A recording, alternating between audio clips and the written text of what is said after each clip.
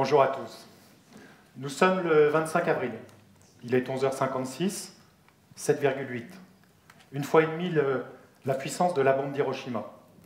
Comme vous, je regarde les images incrédules de ce terrible tremblement de terre qui vient de toucher le Népal.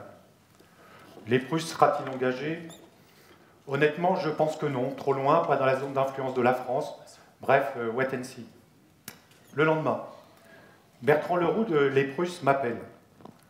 Un départ dans les 24 heures, c'est possible? Oui, bien sûr, c'est la raison de mon engagement.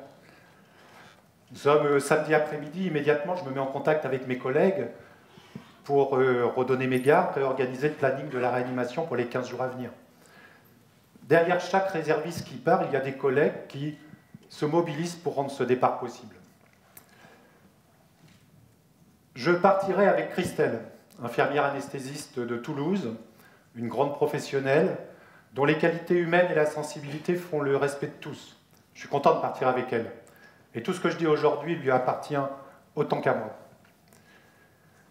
Intégrés dans une équipe interministérielle, nous décollons direction Katmandou pour aller renforcer l'ambassade. Le vol est long, l'atterrissage est difficile. Nous voici enfin à l'ambassade. Les murs d'enceinte sont tombés, il n'y a plus de téléphone, les réunions se font dans la cour de l'ambassade. Madame l'ambassadrice vient à notre rencontre. Comme vous le savez, l'ambassade de France au Népal est une petite équipe. Nous étions 4 agents au moment du séisme et aucun d'entre nous n'avait de compétences sanitaires. Elle apparaît déjà soulagée. Il faut prendre en compte qu'elle et son équipe ont subi le tremblement de terre, la violence de ce tremblement de terre, et immédiatement après, un afflux de victimes, de blessés qui demandaient de l'aide à la porte de l'ambassade.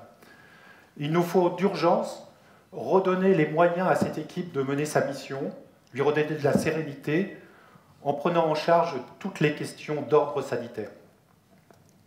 Dès leur arrivée, les réservistes ont pris la mesure du désastre. Cette mission, nous la menons intégrée dans un détachement de militaires de la sécurité civile. Les premières heures sont interrogatives. Que viennent faire ces 2 civils parmi nous?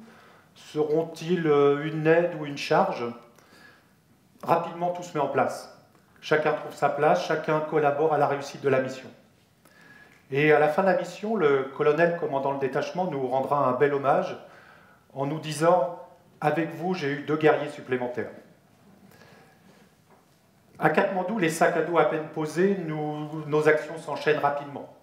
Nous partons à la recherche des blessés dans les hôpitaux, dans les hôtels de la ville, soins d'urgence, déchocage, mise en condition, regroupement des blessés les plus graves, en préparation de leur évacuation, dans l'incertitude de l'arrivée des avions qui viennent de France, mais aussi en parallèle soutien sanitaire au point de regroupement des blessés moins graves, écoute attentive de tous les impliqués qui ont subi le traumatisme psychologique du tremblement de terre.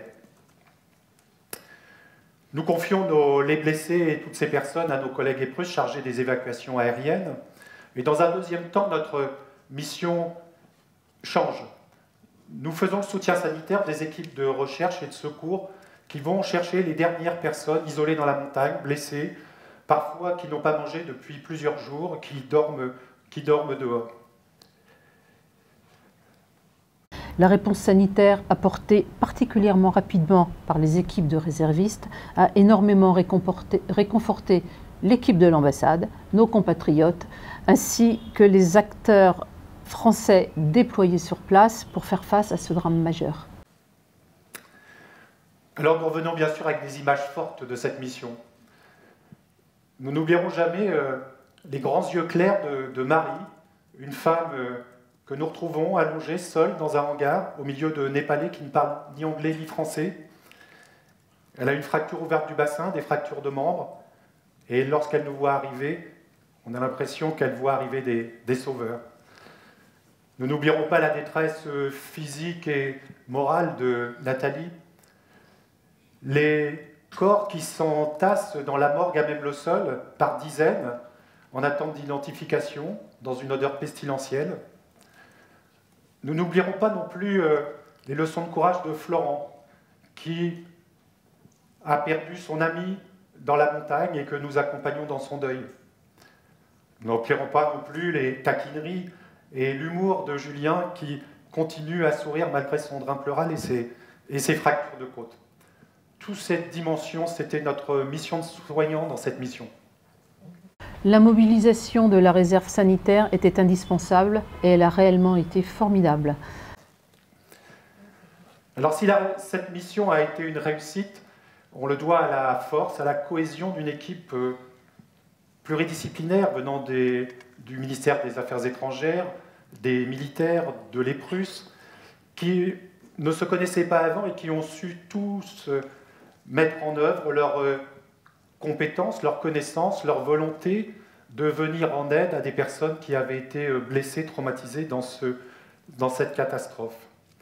Et dans ce genre de mission, le savoir-être est aussi important que le savoir-faire. Les compétences de l'EPRUS étaient multiples.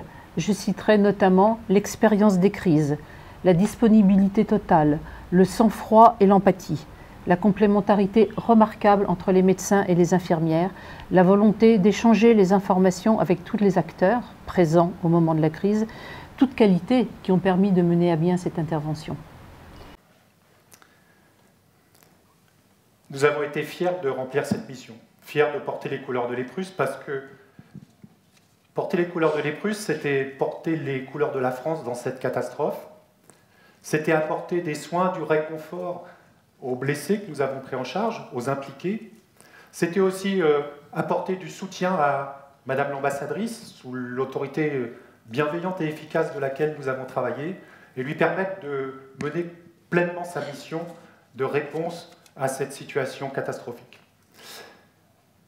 Il y a un proverbe népalais qui dit « Viens en invité et repars en ami ». Tous ceux qui ont travaillé avec nous pendant cette mission, au service de la vie, sont devenus des amis que nous revoyons. Nous sommes amis pour la vie. Et comme je l'ai entendu par plusieurs ce matin, les missions sont l'occasion de créer des relations amicales. Je propose que ce proverbe puisse être l'un de nos slogans, « Viens en invité et repars en ami ».